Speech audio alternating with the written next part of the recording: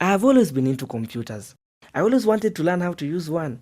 I think I was almost born a geek. Being able to use one would almost guarantee me the skills and knowledge to apply in my future. At the age of 15, I handled my first computer. It was amazing.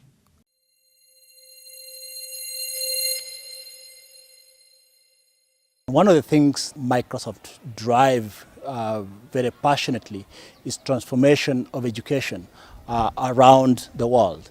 And in Kenya, we started with working very closely with the Ministry of Education, signing an MOU 10 years ago under our flagship program called Partners in Learning. We agreed on a set of activities that we were supposed to actually ensure that are undertaken.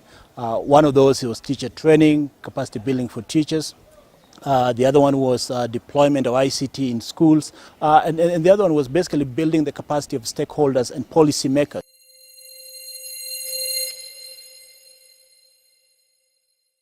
So Microsoft has been driving this education agenda in ICT space.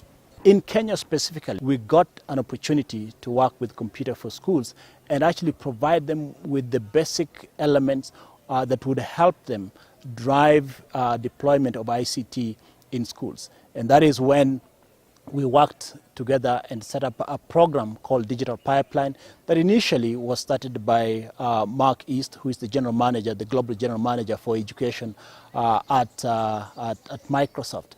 This was started in the UK, and the idea was to, at the time, ensure that every single school, every child that needed ICT could have access to ICT. After receiving the machines, the first thing is to code. We have a CFSK unique code for each and every machine. Basically, this is the refurb. This is where we receive the machines, we install, and we make sure that the machines that go out, they are of standard. So we take the machine can be used. It's now installing. This process normally takes like 30 minutes installing all the softwares and the drivers. We clone the machines. So this process is quick. Use HiRAN to show the properties of the machine. This machine is perfectly working. It's ready to go out to schools. This is where we key in the details of the machine and we allocate where the machines are being dispatched to.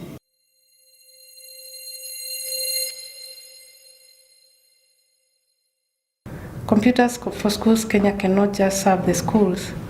It's required to serve everybody else, including the government, the corporate sector, and also the informal sector, as e-waste was accumulating.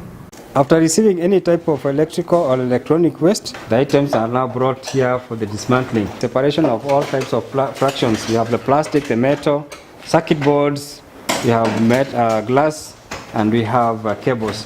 The plastics we shred into 6mm particles to make other products. We also have cables to extract the copper, and to get virgin copper, you can only extract that by using a cable stripper. After dismantling the CRT tubes, so we split the two using a nichrome wire, which can heat up to 1400 degrees centigrade without melting. And after splitting, we clean the phosphorus powder which is inside, so that it is now we have two types of glass which is already clean, the funnel and the panel.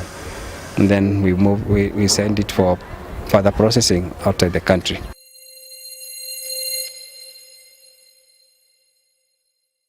Microsoft will continue to lead the way in providing relevant, adequate, affordable software to all the schools and working very closely with government to assist them in formulating policies that are friendly, that will also help them deploy ICT in a cost-effective, affordable and relevant manner to really have them serve their countries.